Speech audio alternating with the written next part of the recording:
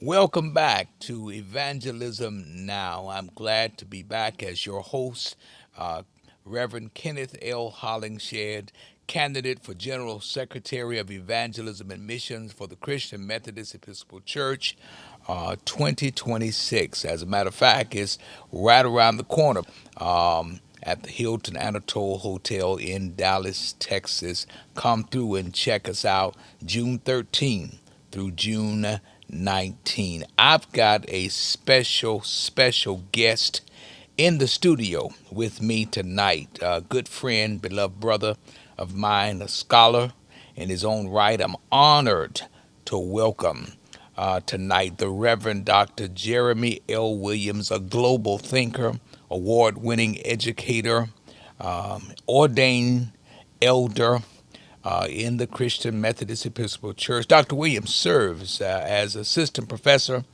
of New Testament at Bright Divinity School, where he's also the inaugural director of the Center for Theology and Justice, a distinguished author and scholar of religion.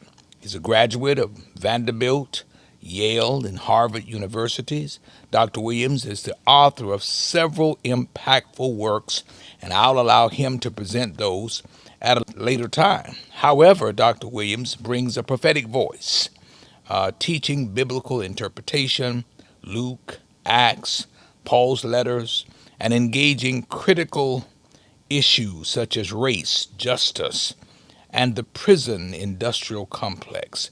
He has faithfully pastored both small and large congregations across the United States within the Christian Methodist Episcopal Church. Above all, he's a devoted husband to Kiara and a proud father, embracing the joy of raising their young child with faith, purpose, and imagination. And in just a few moments, sitting right over here next to me, I'm going to present to you and introduce to others my friend, my beloved brother, the Reverend Dr. Jeremy L. Williams, and we'll welcome him to the studio.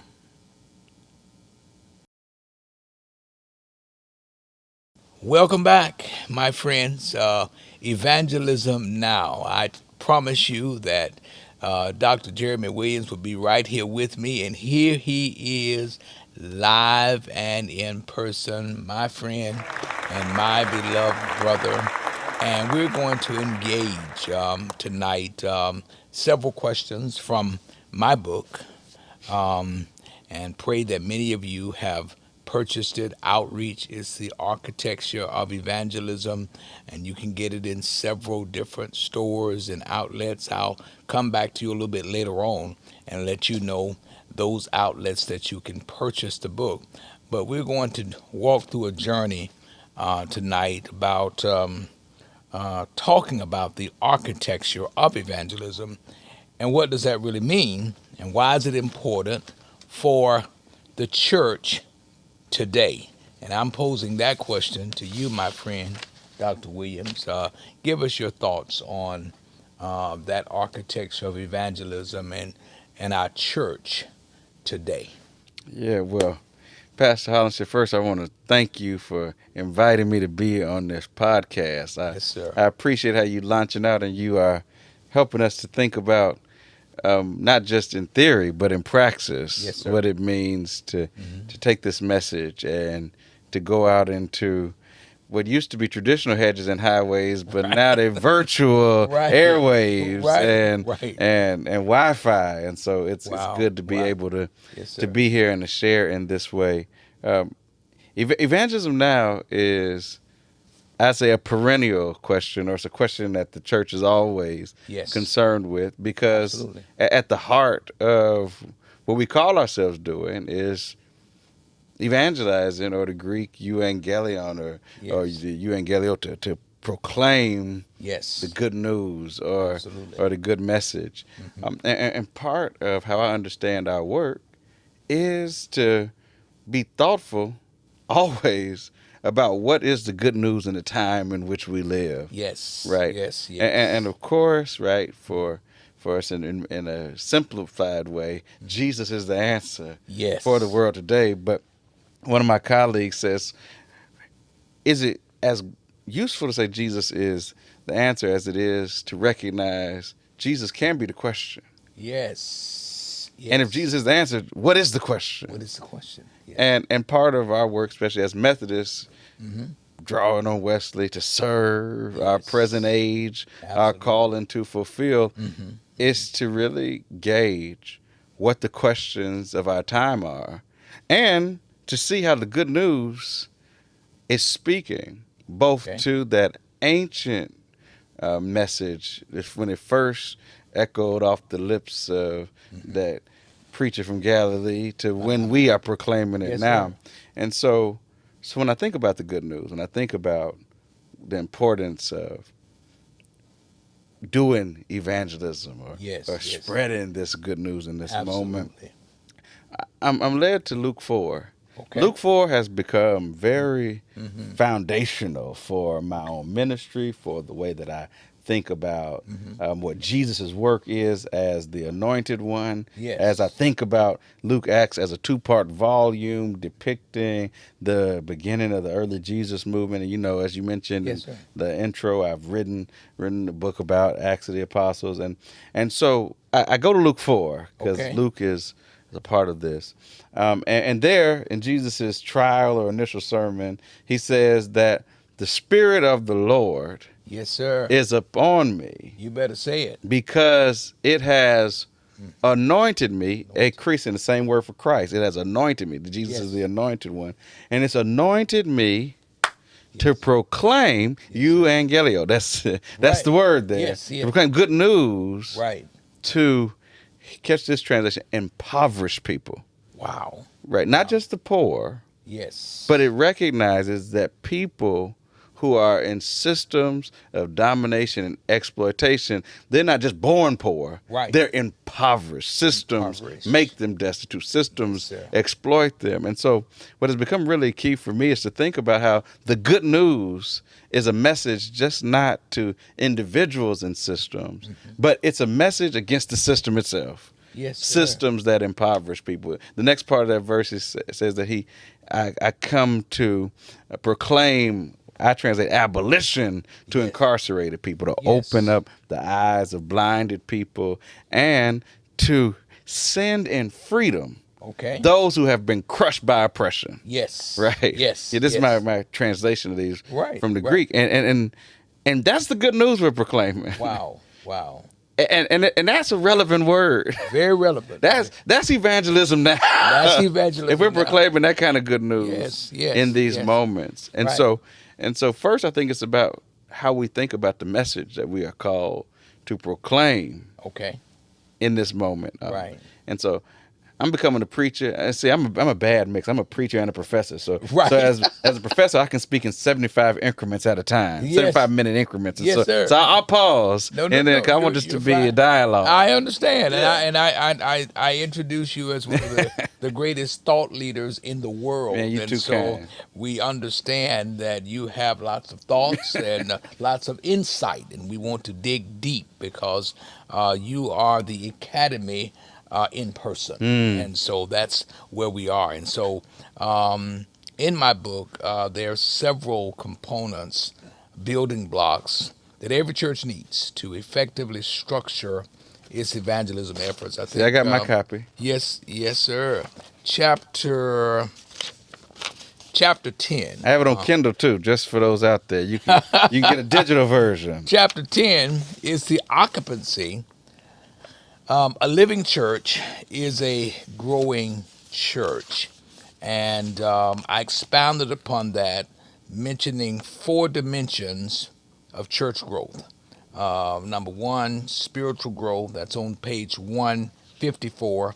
Number one, spiritual growth, deepening the foundation. Number two, numerical growth, expanding the structure.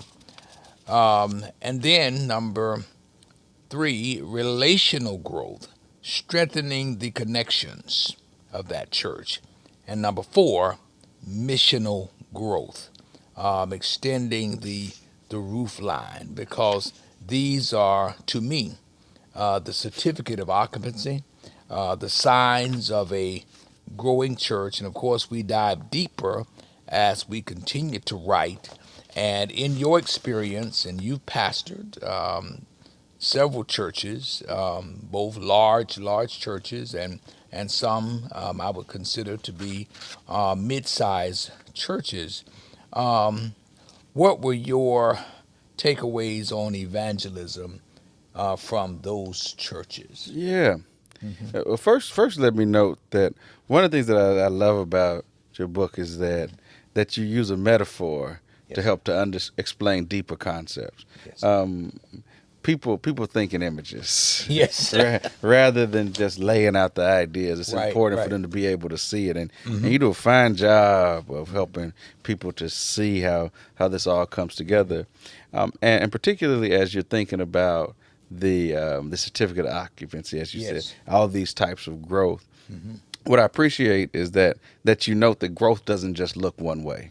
Okay. And that's something that I've definitely seen in pastoring. And part of why I think really getting our good news, our message down is really important, because growth does happen where you're able to baptize regularly. Yes, sir. Yes, Growth, sir. often, as you name, happens when people are deeper Yes, in sir. what they believe, but it Right. also happens when Hmm. people can imagine and dream about God and Absolutely. God's interaction with the Hmm. world in ways that they couldn't dream before. Okay. And so part of what I have seen in my ministry is part of my work in my ministry, both as a pastor and as a professor, Okay. is as you name it, your when you talk about missional growth, to extend the roof line, Yes. take the roof off, Take the roof off. to let people know that the Yes. building can Right. go higher. Right. that There that you are. that There you are. some people Right. are in this moment are thinking about deconstruction, right? They're Yes. thinking about how to take their faith, Mm-hmm. and they've kind of had challenges and kind of undo the root and undo the foundation. Wow. But but part of my work, I understand people who have to do that type of work Yes. of undigging the foundation. Yes. Yes. But Right. I've recently been thinking about my work as a theological educator, as a pastor. It's less about trying to change these foundations as much, because in many ways, especially with older people, those foundations are set They said and rocky. set minds. Set minds. But what I think that we can do in my role is to Okay. tear the roof off. Okay. Okay. Tear the roof off and say we I can love build it. another floor on top of this. I love it. I We can love go it. higher. Like, Yes, even sir. if we can't expand out, we can go up. Yes, sir. And so I've seen that in different congregations, to say that our work has been confined, and we can do more. There's always more. Yes. That God is inviting us to do. One of the ways that you mentioned some of the publications, and I brought just a copy just to show that we have a CME tradition of writing books on evangelism. Yes, sir. And so I wrote this Wireless Discipleship way back in, I believe, 2015 or so. Oh, wow. And Excellent. part of what I use, similarly to the metaphor, Yes. is think about how the cross can help us to think about these wireless connections, called wireless discipleship, as a Okay. way to be connected. You connect to Right. God, who's the source, connect to others, Yes. and then connect others to the source, like the Wi-Fi bars, the Wi-Fi Right. beams There you are. at the top. You can see it here. Right. And so they're taking the roof off. Okay. Take the is roof is off. creating an opportunity Yes.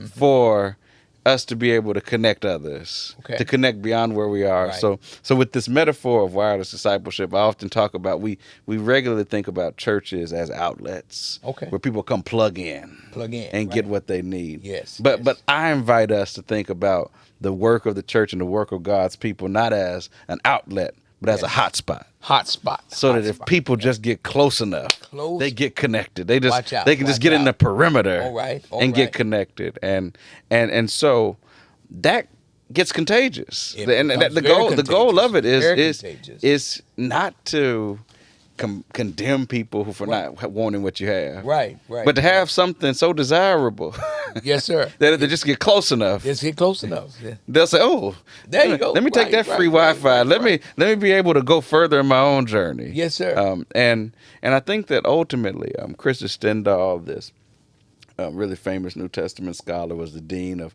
Harvard Divinity School for a moment. Okay. He talks about how Jesus said we should be the salt of the earth, Yes, sir. Yes, sir. but he didn't say we should be a salt mine. I said, He said, as the salt right. of the earth, you don't want your food to be No. too salty. No, sir. That's hypertension.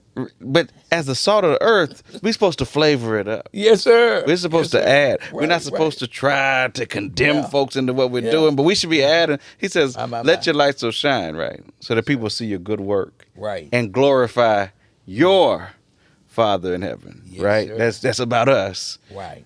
So that people in the world don't say, those Christians. There And you I are. think when we think Right. about our nation, Mm-hmm. when we think about the politics happening in our nation, even the politics in our churches, Yes, sir. Yes, sir. that we often Right. leave people saying, those Christians, they're Right. messing up the politics. They Yes. only want your money. Yes. We don't see how that impacts what's happening here. Right, But right. we are called to be good PR. Yes. Yes. We are called to be good representations. Let me of our God. expand Yeah. on that, Doc. While you're on that, Yeah. because we talked about these 4 different areas that are in my book, Mm-hmm. and I had some questions I wanted to ponder, and I know you can help us with this because I pondered on page 157 in this book: Are our members maturing spiritually? Are new believers being added to the family? Are relationships deepening across generations and cultures? Are we actively engaging the world around us as some type of impetus for us to really look at how we're growing, how we're doing? Basically, if I could simplify it, I would say doing a checkup Mm-hmm. on where we are. And so you get a chance to see all ages, Yeah. across all generations, across all cultures. And so, how do you address that from the angle of not preaching, but from teaching? Yeah. And if I could, I can think about it in both contexts. Okay, yes, sir. Because Go right ahead. Because what I appreciate about what you've raised Mm-hmm. with these questions is something that I think was important when I was writing my book, but also I think it's important for I tell preachers all the time that they really if you really want to kind of get at what you really believe, Right. think about what you think about around discipleship. Yes, sir. Yes, sir. Because part of thinking about evangelism, thinking about the architecture Yes, sir. of evangelism is Right. what does it mean to shape one's life and pattern it after Jesus? My. That is, and ultimately that's our project. That's it. And part of what these questions are raising here is how is one patterning their life Right. after the Messiah, the one who was enslaved and rejected, and the one who was criminalized, the one who was wounded on our behalf. How do we pattern our lives after Right. the one who through those experiences still came to set the captives free? And so to that end, part of what these questions raise are ways that we are thinking about how congregations and the members thereof Yes. are developing so that they can have the type of spiritual life that's both attractive but also one that is being shaped after the pattern of one who gave his life and sought to Yes. set captives free. And so the reason why it's so important to do this kind of work of thinking through Yes. kind of what we are evangelizing and what type of disciple, what Yes. type of students of Jesus that we are attempting to create is because at the end of the day, Jesus, as you share here and as Jesus shares in Matthew, compels us to go and make disciples, to go make students. Yes. And part of our work of making students, of teaching others, and bringing in my Right. teaching hat Right. is to first take that roof off so that people Take the can roof see off. more. Yes, sir. But Yes, sir. also, he says, teach them what I taught you. Wow. Right? Isn't that what he taught them? Yeah, that's right. And what did he That's teach right. them? Blessed are those who hunger and thirst for justice, Yes. because they'll be filled. He They'll be taught filled. them, blessed are the peacemakers, Yes. for they shall be called the children of God. He said, just teach them Just teach them what I taught you. Right. And one of the greatest litmus tests of our work, whether as a teacher, even as a preacher, as a pastor, is how much those who are working with us, those who come in under us, those who we have been entrusted to lead and shepherd, how much they say Wow. that their lives have become more like that kind of Jesus. Yes, sir. The Jesus that says, seek first the kingdom or the home space of God Yes. and all of God's justice, Yes. and then all of this will be added unto you. Wow. And so these questions are important because we sometimes get caught in numbers, and we love Yeah. numbers. We love to see it. butts and pews, as Yes, they say. that's right. We That's love to have the offerings come in. Right. But the real question that we have to raise is, are people becoming more like Jesus? Are they becoming more like Jesus? One of the areas that I've worked in, and I've been doing intense evangelism work in this mission field for over 30 years. And all the churches I've pastored, I focus specifically on evangelism, both local evangelism, global evangelism, even missions. We're doing missions work, but a lot of churches, to me, Doc, are just active, but they're not always effective Mm, in evangelism. And I found, even in the research and writing this book, that there's so many cracks yeah. and hidden weaknesses. Let me interpret that: hidden weaknesses that prevent churches from reaching people. And so we have this difficulty or challenge of reaching beyond where we are.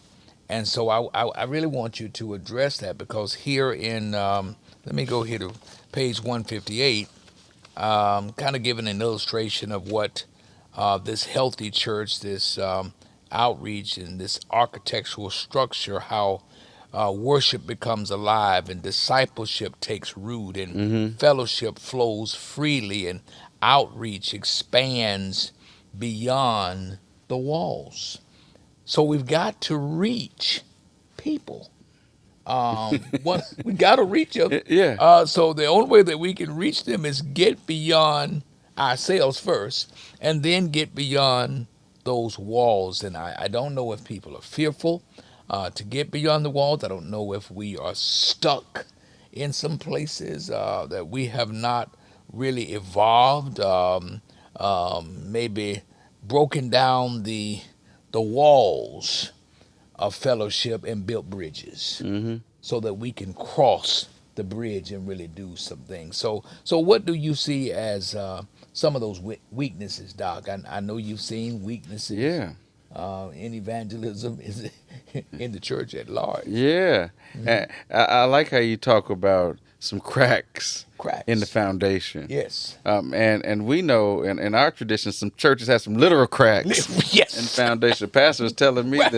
that when sometimes they preach on Sunday and Yes. they can look up through the roof and see heaven. Yes, sir. Because there's a hole in the roof. It's we a got hole in some the roof. real live cracks in these situations, buildings. man. Real live. But I think especially since you're running for office in our church, and a large part of this viewership audience is our church, Yes. is that part of what we have to think about when we are looking at some cracks. I'm joking a bit about some of these Yes. physically structural issues, but in some ways we have to be honest about the ways that us not having the resources to keep our buildings up, Yes, because yes. we have to send so much away in our conference assessments that part of hopefully that the people watching who are going to be delegates of General Conference, they realize that churches can't afford to pay anymore. Right. And that's a crack. That's a crack. That's a crack. That's a that so crack. much of our resources Yes. are going up, and that people don't have it to be able to invest in their community, in their food pantries, and organizing around justice issues, or doing like the prison type ministry that Yes. you do with your congregation. And so in some ways, right, some of the cracks are people need more resources. Now I'll get off of my general conference politics and come a little bit more to like Okay. our Yeah. the spiritual elements that sometimes, especially like when you talk about this intergenerational piece, Yes. we have misunderstood Okay. um, our congregations as our personal social clubs Wow. and Wow. as not these intergenerational spaces, as you Yes. talk about Yes. that are difficult to keep together. Right, Difficult. right. Yes. We see this in our own families, where Yes. Yes. where where Yes. where you go to the cookout and different people in different rooms or different parts because it's hard to bring these pieces together. But part of what we are called to as the people of God is to come together and think through what our life together looks like, especially when we think about this political moment that we're living in, Right. because with the Voting Rights Act just being gutted, Yes. Yes. we Yes. recognize the federal government can't come to save Right. us. Right. That's We got right. to lean on each other, You know each other. especially as a denomination that used to be the colored Right. Methodist Episcopal Church. Right. We've got to realize that in these moments, even if we only have a few members, even if we are struggling for survival, we need these black institutions to survive because in a real way, In a real way. we all we got. We all we So, got. so in this way, part of our evangelism, part of our message is it's traditional spiritual. We want people to be brought into God's work and God's plan in the world, and we want Right. people Right. to be saved from the domination, exploitation, and violence impacting. We want them to be delivered from that. Yes. But Yes. also we have to recognize that we as extensions of the black church Yes. Yes. are really some of the only saving grace that our people have. Only We're the saving only grace. institution. Yes. Only institution. And sometimes the crack is that we look down on our people rather than seeing them as a part of our only reason for existence. That's right. That's right. That's right. You own it. We looking and saying, You well, own it, Doc. we want new members, but we don't want them to look like that. Yeah.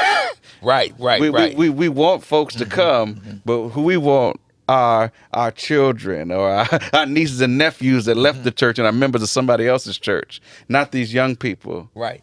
who are looking for somebody to support them, who are looking for an opportunity to get a nice meal, and then they'll be able to get involved in the work. And so in this moment, this type of evangelism, going back to the type of good news I'm talking about, Yes. it's this type of good news that's setting captives free, showing solidarity Yes, with sir. incarcerated Yes, people sir. like your ministry does, that provides food. Like this type of work Yes, is sir. the type of evangelism, the type of good news that we need to be proclaiming. But often, too many people just think that preaching is enough, right? That just praying is enough, and nothing wrong with preaching. Nothing wrong with it. Nothing wrong with praying. No, nothing. But I believe it's also in that book somewhere that faith without works It's dead. is dead. It's dead. That people need to see it. And so what you offer here, where worship becomes alive, that's important. Discipleship taking root, that's what we're talking about. Right. Fellowship flowing freely, nice Right. people. But then you say, but thinking about the work of the church as work. outreach beyond the walls. Yes, sir. That You gotta do it. that God's work, or one of God's great institutions for doing work in the world, Yes. is the church. It's the church.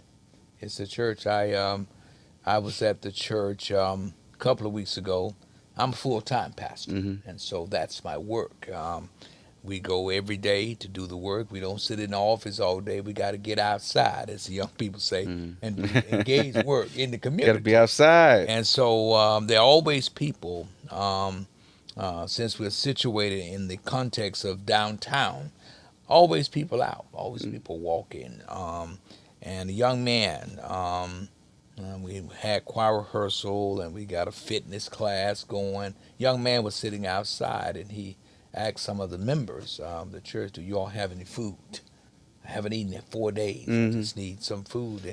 And they immediately said, well, yeah, we got something because we got a small supply of food here, but we got some other resources too for you if you need them. And so one of the members came to get me, and I went out there and greeted him, and he really, really spoke no English. Mm.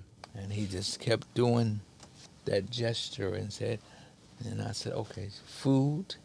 and water. That's what you need. And so I went to the supply that we have inside of our church. Always keep a supply of food, non-perishable items, because there's always somebody hungry. I said, this could be Jesus today. Mm. So I want to make sure I address him. And I took him several Lunchables out of my personal refrigerator, some other small canned items. You don't know anything about Vienna Oh sausage yeah. stock, you don't Oh know. yeah. But I took him some of that, got him several waters, and it was Christmas in April. Mm. That man was so overjoyed. He had tears in his eyes. He said he wanted to sit down on the curb. I said, now you can come in if you want to. You can come in. He said, no, I'm sit right here on the curb. And he stayed there for 30 or 40 minutes consuming his food. I went back to check on him and he was bowing. It's like, Mm. oh my God, you don't know what you have done. And it's that kind of reach that gets me up every day. I Mm. didn't know him. I did offer prayer for him. Haven't seen him anymore. And one of my members said, well, Pastor, has he been here before? I said, no, but some of his cousins have. Mm.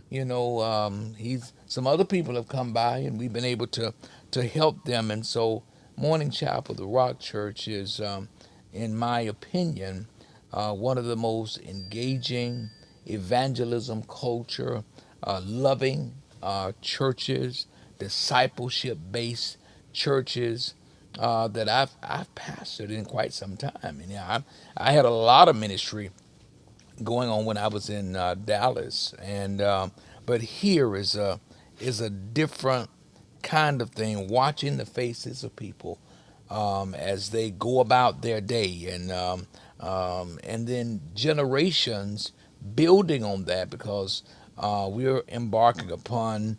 In about a week, our 158th church Mm. anniversary. 158 years. Congratulations to the church. Yes, sir. 158 years of faithfulness. And the young adult of the church came up with the theme, my God, reimagining evangelism Mm. for this church, and moving continually beyond the walls, doing community engagement. I said, hey, you down my street. Mm. We're going to do this. I said, I just wrote a book on all of this. And they said, well, we know that, Pastor, but we want to further engage the community because a lot of them, they like outside. They want to hit the Yeah. streets, man, and they want to feed unsheltered population. Another one of the ministries that we embrace is One Safe Place. It's not, maybe it's 10 minutes from the church. It's a domestic violence shelter. Mm-hmm. Women. This is about women. Of course, men are in domestic violence too, but this particular ministry deals with women and children. And so what we've done is partner with them.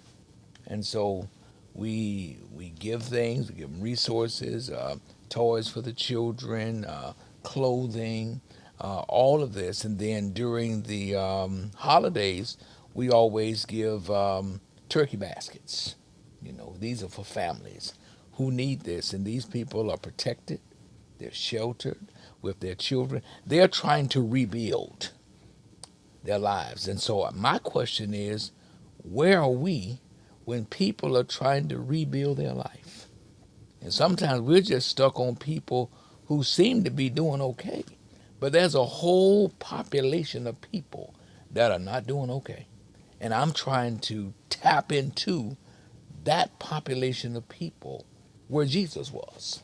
Yeah. Yeah, and certainly serving them and doing all that we can do for them and partnering helps because we don't have to carry the whole load. Mm-hmm. They do some, we do some, and everybody gets fed. Mm-hmm. Everybody gets fed, and so that's where we are.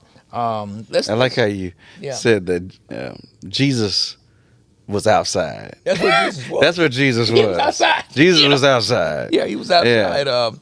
I really want to hone in on these generations. Bottom of page 159 Mm-hmm. in my book, A Living Church thinks generationally. Yeah. Every new believer, every baptized child, every trained leader represents another story in the house of God. So the church remains alive when it when it refuses to age out or phase out. Yeah. And so, with that said, people are coming to the Rock Church downtown from all generations. And several people said, "Well, Pastor, we just receiving a lot of young adults coming into the church and joining the church." I said, "Well, now this is the work of the Lord, and it's marvelous in our eyes. Mm. And so we're just going to keep receiving them.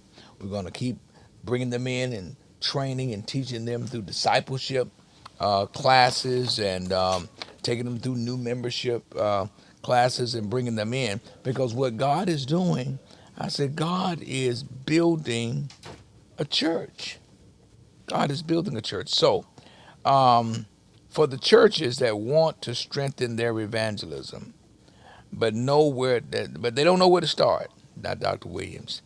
What are some practical first steps that you believe that they should take, or rebuilding this culture of evangelism? Because really, evangelism is a culture of a church. So how can they get started, or how can they rebuild the culture of evangelism? Yeah. Some of the things that you've named are really the important work of being out amongst the people. Hmm. And one thing that I would say that's really important, and talking to answer this question to the CMEs, to others who are listening, is love the children. Yes. Love the children. I am CME Hmm. because I was loved on as a Okay. child. That Okay. and you know my mentor, Reverend Adolphus Elliott. Yes. He was the pastor of my home church when I was a little boy, Wow. and my mom let me choose between the Baptist church and the CME church, Okay. and I chose to the CME church because Hmm. of the way that he and that congregation and my family, like Right. Yeah. that's my family, but they had both churches, Right. Right. Right. but invested, and so I'm CME because they invested The in a investment. child. Yes, sir. Yes, Right. sir. And part of what we have to continue to do Hmm. is invest in children. One thing I did in every church that I've pastored is I had children's moments with the kids. Okay. And kids remember that you take the time. And what I'm learning with my little 3-year-old is that it does not take long for them to grow up. No, it doesn't. So, sometimes Right. Right. we focus on the older folks Right. Right. for 20 years. Yes. But if you had put that same energy My. into the children, Whoa. then you have some young adults. Yes, you do. Rather than just some of those same attitudes Yes. that you're dealing with. Yes, you You do.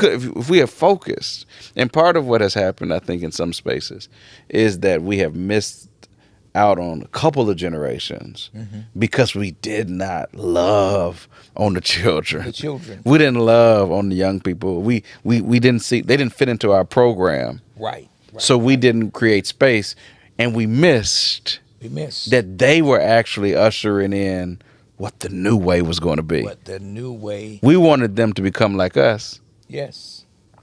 And in this poem about the children are not our own, it says you can try to make them like you, but they won't be. They won't. They won't. And so we have to make sure Yes. that we are really creating not a church of the future, No. but the church of today. Today. And by continuing to appeal to the past Yes. and to how things have been, we not only are losing out Okay. on the future, Right. but we're missing out on those folks that's coming your way today. So one easy place I'd say is that we gotta love on those kids. And here's one of the challenges I know. That often we might invest a lot in children, then they go off. They Yes. go to school or something happens. But part of what we have to understand our role as churches is that we are not the only place Wow. where God can touch people. There you are. And that sometimes Hmm. we are just one stop Right. Right. on their journey. One stop. And we need to take that seriously and not just do it as a transactional to say, well, Yes. we did this, and so now you should come and pour back into our church. Yes. But no, to recognize that when we're faithful to our part, when we're helping with these young people, especially like when you're in a city, when you actually are getting to know your neighbors and the people Yes. around you Absolutely. and the folks who are going to be in that neighborhood, you are actually doing evangelism through Sunday school. You're building Man. through Vacation Bible School. Right. And one of the things that I love that you were talking about is that you are doing work around your church. One of the challenges that many of our churches have is that we have what I call commuter congregations. Yes. Folks are driving in, and then after worship, driving out. They drive out. Yeah. And if we really want to think about what the work looks like and what Right. you've been able to do, Well, is it takes you getting in the community and working with those folks, not just driving in and driving out, but to become among those people and be like Jesus and be outside. yeah. The challenge, I believe, it's in my book. It's on page 189, dealing with opening doors for the next generation. So this is a wonderful segue, because in a real sense, many churches or some churches have closed the doors to the next generation. Mm-hmm. We are placeholding, because we don't want to lose titles, or we don't want to lose positions, or we don't want to phase out. Mm-hmm. But we have to keep the door open for the next generation. And so that becomes one of the challenges that we're dealing with. And you know what offended me about this part of the book, and it's something that's been offending me Okay. um, in a number of other places, Okay. that I'm not in the generation at the bottom of this list. Yeah. I don't understand how it's two generations below me. Right. See, there you go. So even as a millennial, right? Right. When we're talking about the young people, Yes. they're not talking about me. Yeah. We're not the young people. Like, I just stepped out of being a young You adult. stepped out of being it. Yeah. That was like yesterday. Yeah, in October, I stepped out. Yeah, a day or two It ago. is but like, I got a wife and a kid. I'm grown. Yes, you're right. Right. So even somebody, I know people look and say, "Oh, he young," Right. but I got a whole kid, and I mean, if I had a kid when I was 18, they'd be an adult. I could have an adult kid, like right. And so part of what you're saying that we have to think about, and what you write about in this piece, is that if we are going to have vibrant congregations, Yes. then we have to do the work of decentering ourselves. And it's hard. It's hard when we realize hard. that I know, I look in the mirror sometimes and I say, how am I not 21? I feel you feel like I was I know. Man, it's like that now when as God continues to allow us to take these trips around the sun, that's the way it is. I had the wonderful opportunity of being a part of the program that Bishop Teresa Snorton, shout out to you, Bishop Snorton, leads for our church, the Lilly Foundation, Reimagining Children. And our church was a recipient of that grant. Awesome. Because of the children, the work of the children, our children's leaders who do that work. One of them could not go to the training. And so they said, Pastor, you've got to travel and go. And I was pleasantly surprised at the kind of work that's being poured into leaders who shape, develop our children. And now listen, I'm not surprised. It was excellent because Bishop Snorton ordained me deacon and elder. Okay, so I'm biased. Okay, I understand. Bishop Snorton don't play. Yeah, she don't play, Doc. It was, we had pastors in there, lay people. It's designed for Christian educators and really specifically for people who are in our churches who develop and teach and train children. And so when you have all of these people around this room and you pour out Legos on every table to these adults, and say, you all work together as a team and build something. Yeah. And the adults start looking around. So, well, if you're going to teach children, you've got to stay in touch with the child in you. Yeah. And so we began to build. They brought puzzles out. Man, when I left there, I said, okay, I'm going back to my church, get some Legos and some puzzles and do all of this creative work with children, because sometimes we want to stifle children. We don't want them to have any fun Mm-hmm. at all. And in our church, we have not lost that sense of children having fun. They want to come back because Yeah. they have fun there. Well, they say, I believe the children are the future. Teach them well. Yes, sir. And let them lead the way. Yes, sir. Yes. And part of what I love about what you're raising here is what happens when we have our churches, even our worship, Mm-hmm. that's centered around children. Like Yes, sir. when we take the time Right. with our children. I know sometimes when I would do children's message, that'd be the word for everybody. Everybody. Everybody. Yeah. I got more from the lamb service, children's service, than the rest of Yes, it. sir. And in some ways, there is some real value. Yes. One of the things I'm doing with the Center for Theology and Justice is that we have a theologically informed organizing cohort, and we hired. Yes. I'm a community organizer, and whenever we have like our public meetings, Yes. we set up toys, we set up like different activities, and he says we bring this for the children in the room, both those who are children in body and the child in you.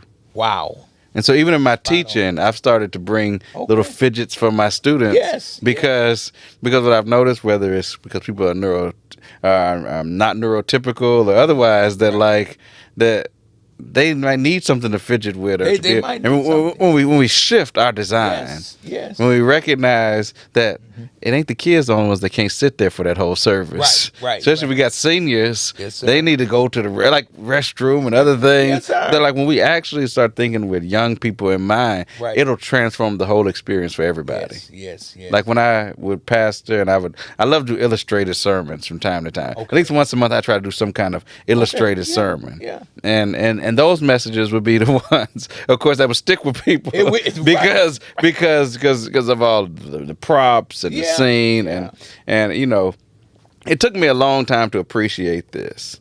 It took me a long time to appreciate it. Okay. Early on in my ministry, people would tell me I was a teacher. Okay. Oh, I hated it.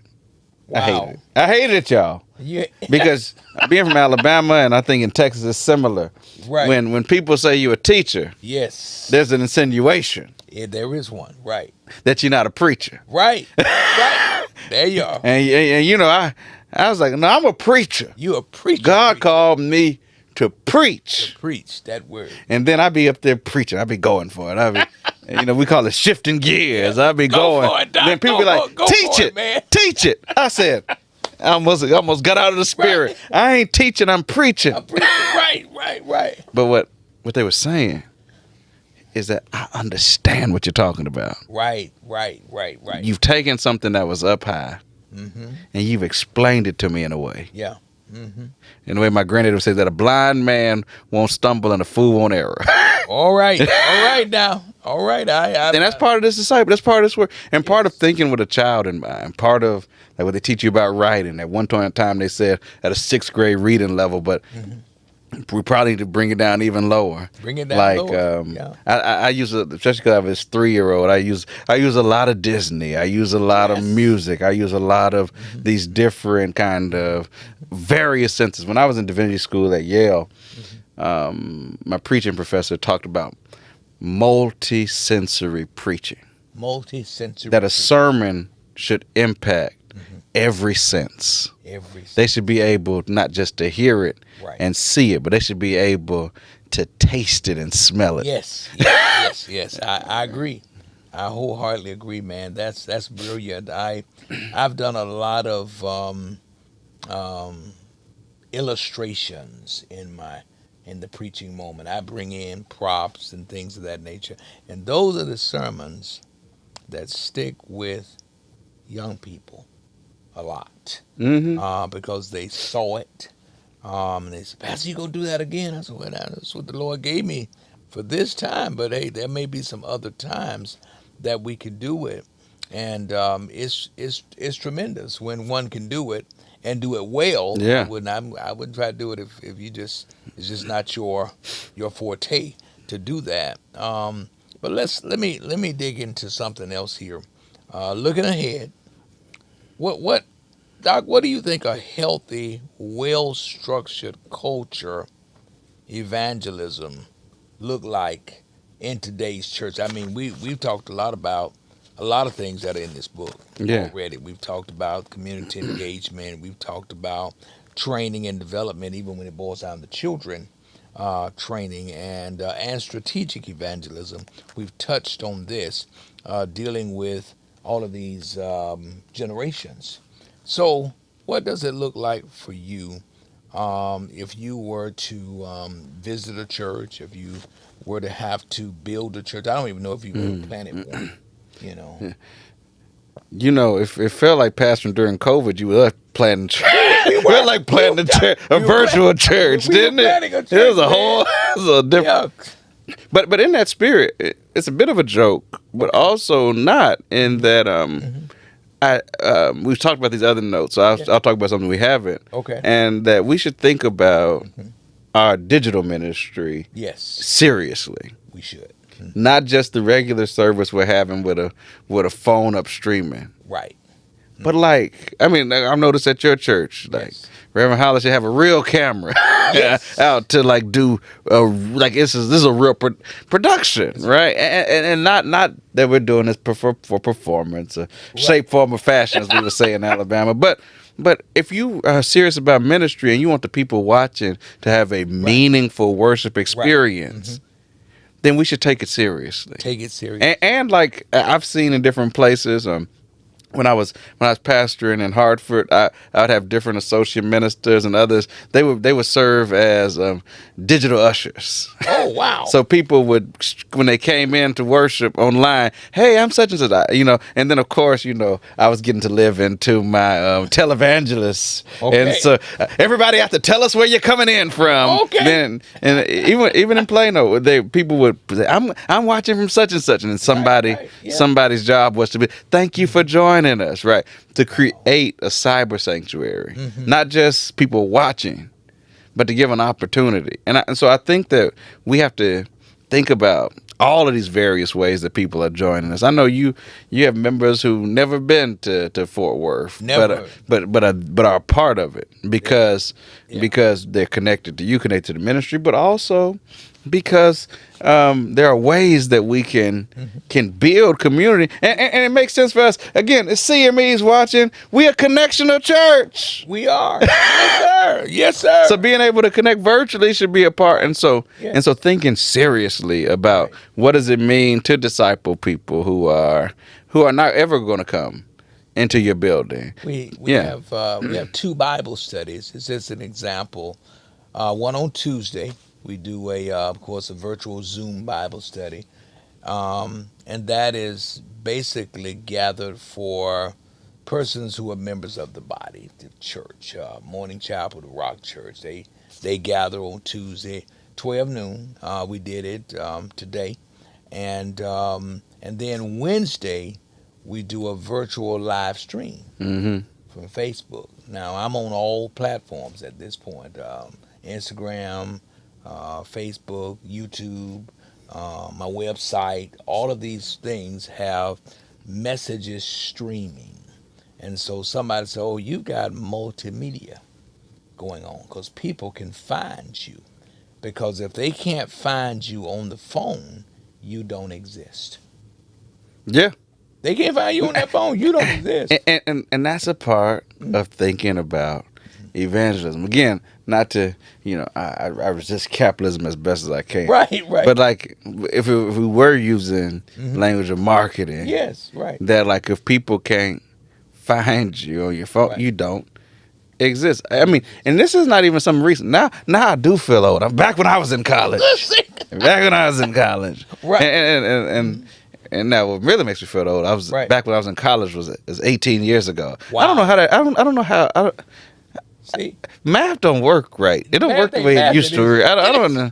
And so when I was looking for a church, Okay. I found the church by Googling a CME Yes, church. sir. Like Yes, sir. Bishop Reddick was the bishop in Alabama then. And he had sent me to one church, and I went and visited. I ain't gonna say nothing else. But Okay. then, I know. Right. but I was looking for churches. This other one, smaller church, Why? excellent website. Wow, man. And That's so I had myself, my friends. We went there, and then we made it so much of an institution that I just went back to Tennessee recently, and some of the guys in my fraternity, they said they still go okay. because we went. Wow. Still good. We created a tradition, and it's all because the pastor at the time had a good website. And I mean, then they took care of us, right? Okay, They yeah. loved on us and all. But I'm saying the website yeah. is how I knew they existed. That's how you. They were closer churches. Yeah. They were church like a couple minutes from campus. So in that same spirit, when we go on vacation, yes, pastor goes on vacation. We'll always find a CME church in that city somewhere nearby. When we were going to Florida, Orlando at that time, I don't know who's there now. Well, yes, I do. Dr. Venice Burns was there. And so we reached out to her. I think she was at Carter Temple, something like that. And we went over to visit her, had conversations with her, and we wanted to go to actually a Bible study. I said, hey, we're going to go to Bible study because we're going back to the beach Hello. tomorrow. But Hello. Wednesday night, she said, you know what, I'm not having it at my church, but let me refer you. At that time, Dr. Jermaine Marshall. Yeah, my brother. Your brother, yes, sir. He was right there in Orlando. I had never been to that church, man. That was like the nicest church. Bible study was on point. It was just what the doctor ordered. He was warm. He was welcoming. I said, now this is evangelism right here. And I said, boy, if I lived here, I might join this right here. Yeah. This is something. It was just that engaging. The people were so welcoming, and and we've kept in touch ever since that time, and that was 20 years ago when he was there. Now he's all out in California now, and he's doing he's in the academy too. Oh yeah, that's my brother. I Yeah, know. which I is was just talking to him the other okay. day. Yeah. I preached for him out in San Diego. He had me Okay. teach for the Oakland district. Wow. Yeah, that's my brother. Okay, yes, That's my sir. So brother. you know him, and that's what we always do. We always try to find let's find a church, and typically a CME church, and we'll go there and try to fellowship and worship with our brothers and our sisters. And I went to San Diego, and I got a call from the late great Bishop Ronald C. Cunningham. He said, "Now, Hollingshed, it's a preacher and a church out there that needs to hear you. I know you out there trying to get you some R&R, but I already set up you a preaching engagement." And man, we went over to that church, and it was outstanding. I think we only had one church in San Diego, but it was beautiful, pleasant, man, and we enjoyed ourselves. And that was an extension of reaching in terms of churches, trying to get engaged with this whole connectional concept of our church, because sometimes connectional is not connecting. And so I'm trying to connect with some of our other brothers and sisters who are in the faith, who are in the same place and space that I am. And so I've always had beautiful experiences. It's just venturing out, going out, doing that type of work. Now let's talk about, because I looked you up, Doc. It's so many mediums to look people up. Oh yes. Your previous pastoral work where Oh yes. you were, and man, you were doing outreach. Man, oh yes. All kind of outreach. I Yeah. said, Doc, you know about outreach. You Man, innovative outreach. Man. and collaborative leadership because I saw some other Yeah, pastors. yeah, yeah. We did You, some good work in Hartford. okay, you Oh okay? yeah, we Tell did us some about real that good work. outreach, kind of what you were doing there. Yeah. During the pandemic, Okay. when we all had to close up, Hmm. I and a couple other pastors and churches in Hartford said our people still need to eat. Our people still Okay. need Hmm. to be connected to resources, get information about vaccines, etc. And Right. so we were able to start. We put together a little just group of us pastors, and we were able to get some got funding from the city and otherwise, and Okay. we fed and we gave out meals every day. Every day Y'all hear we this every day. we we fed over 15,000. Wow. Well, Jesus fed hey, 5. So hey, you hey, can we're not trying to feed. compete. Yeah, He did it in okay. one day. Yeah, he did He it did one it in one day. day. It took us a year or so. Okay. Wait a minute. but we were out there Okay. and then had some good folks who were Okay. at first we were getting food donated Sure. and Sure. then Sure. as people got a little more comfortable to come outside, some of the folks Right. from the church would start cooking. Then as the pandemic got waned away, we went to just offering the meals once a week. Right. But in the height of it, we were out there Oh and man. we were rotated from church to church to Okay. feed the people, and we also would give them information on where the different health opportunities were, information about how to get connected Yeah. to Yeah. to internet. And we were part of what we were able to do too was use that as an opportunity to help, especially seniors and Okay. older people, to be able to connect, because Hmm. in that moment people were thrown online, Right. and folks who had resisted it didn't have a choice Didn't have but to get online. And right. so the church and worship service wasn't only just a worship service, but it also became an opportunity for people to get information and Yes. resources. Yes. And so we were able to create a lot of virtual resources for people. And one of the things I was really proud of, and and we were able to start these connection groups. Okay. I was proud of that because as you think about discipleship and training, the small groups really it was just a disguised version of the old class leader system. Okay. Right. But I call them connection groups, Right. leaning into wireless Wireless discipleship, discipleship. investing in a strong connection to the source of everything. And so we had these groups, and I was the leader of the group of groups, right? All the leaders of the groups would come Sure. and they report to me, and that's how I would know what was going on with different members. Everybody joined these connection groups. We had several. We had hundreds of people in these Yeah. connection Oh groups. yeah. And so I was able to kind of keep a pulse on the church. Yes. And since you asked about it, one of the things that I did to kind of help keep us together is that Okay. the connection group leaders, their topic for their connection group, on top of them praying and hearing what was going on in the congregation, was to use the sermon for that week Okay. as the thread to weave us Oh. all together. Okay. So then everybody kind of had a set curriculum of sorts, There you are. and then we were all coming together. Now the onus, pastor, that put on me is I had to actually have a good sermon Yes, sir. Yes, sir. every week Every week. because everybody in the church was going to be talking about it Talk about all the week sermon. long. Right. Wow. Man. And That's so great.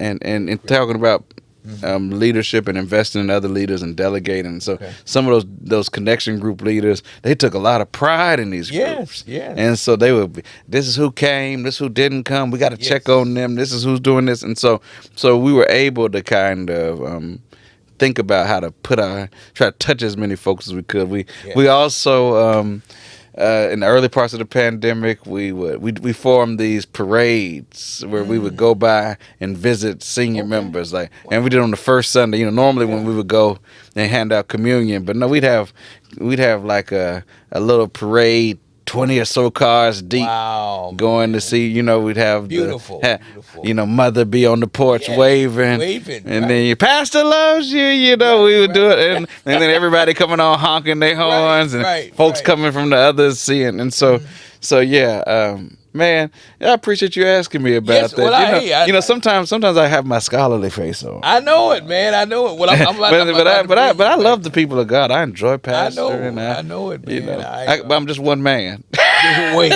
Just one. So you've authored some powerful, thought-provoking work. Yeah. I just want you to share about some of your books. You did one of them here. Current projects, and let our listeners know how they can get access to your work, because I Yeah. see several here. Prosecution of an early Christian Yeah. movement, race rhetoric, and the criminalization and Acts of the Apostles, all of that. So kind of talk to us about that. Yeah. Well, you can find me and find my texts or links to them on jeremylwilliams.com. So that's pretty easy to find. I'm on social media, Jeremy Will on Instagram, and so yeah, going back to being a teacher, I also have discovered that Okay. I'm a writer, Okay. and I've always been a writer. When I was Okay. in kindergarten, I was writing. Writing is one of my Okay. is one of the ways that I can Hmm. connect, and it's been a way that I've been able to even do evangelism. Yes, sir. Yes, sir. Yes, sir. And so Right. yeah, so as a New Testament scholar, what I think is also relevant is that I work on Acts of the Apostles. That's what I did my specialty in as a at my PhD at Harvard in New Testament early Christianity. I focus on Acts of the Apostles. I have the discipleship book. I have a couple other devotionals. I've written a number of essays, and so writing is one of the ways that I'm able to kind of push forward my voice. And a couple of things I try to encourage in both my writing and preaching is for us to journey life well as we dream better dreams. And so yeah, I encourage you to go. You can go to my website, see the links for the books. There's also a couple essays that you can download. Or if there's anything else you're interested in, feel free to contact me. You can contact me through the website or through social media. And so I'm glad to be able to have this great dialogue and conversation. Yes, sir. This has been absolutely liberating, to have you in the studio with me, and I appreciate you, my brother, Yes, sir. coming and sharing, man, all this rich insight and scholarship that you have about evangelism now, and I'm sure we'll see you in a few weeks at the General Oh Conference. yes, I'm gonna be there. Yes, sir. You'll People delegate. people come ready to make sure that we can make this church what it needs to be so that it can survive, that we can help these local churches to thrive, do this kind of evangelism. Don't continue to be overtaxed by the general church, and otherwise let's do this work. Let's do Invest in young this people, work. and let's make sure that we come ready Yes, to sir. move this church forward in a productive way, and Absolutely. not allow ourselves to be easily persuaded by those in power to do things against our best interests. Let's Mhm. come ready to make some changes to go forward. Um, Yes, yes, to go for it. And then with that said, um, outreach is the architecture of evangelism. It's 16 chapters.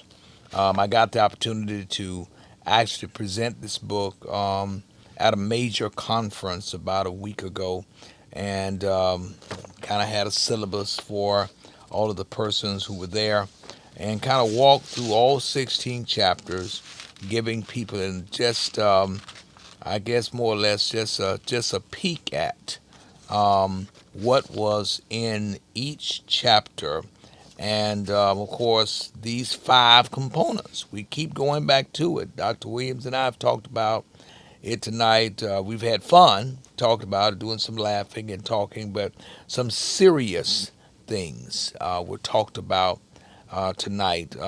Some training and development. One of my specialties is training and development, because I've been training preachers and training lay people, training missionaries, training young adult.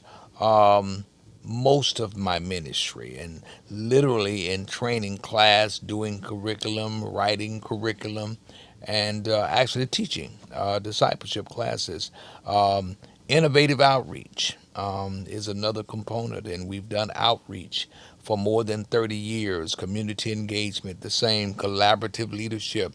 A lot of people talk about leadership, but I'm talking about collaborative leadership. You can't do it alone. You've got to bring alongside you as a paraclete brothers like this who can help to to unpack it and really break it down to its most common level. And then, of course, strategic evangelism. We talked about that tonight. And so go get this book. Order it from Barnes and Nobles. Of course, you can get it on Amazon really quickly. Cokesbury, yes, even online Walmart. You can get it from there as well. Go get it today.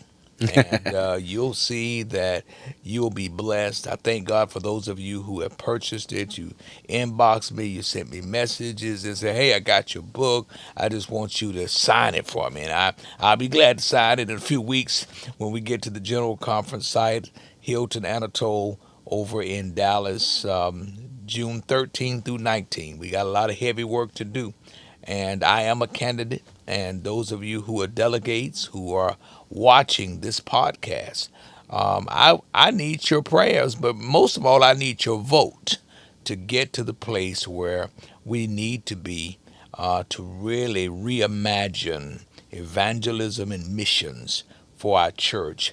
And perhaps I'll have some of these books there on site at the general conference, prayerfully, so that you can purchase one on site as well. So God bless you, and certainly we thank God for all of you who are watching. Comment, share, and of course, tell somebody about this podcast, Evangelism Now.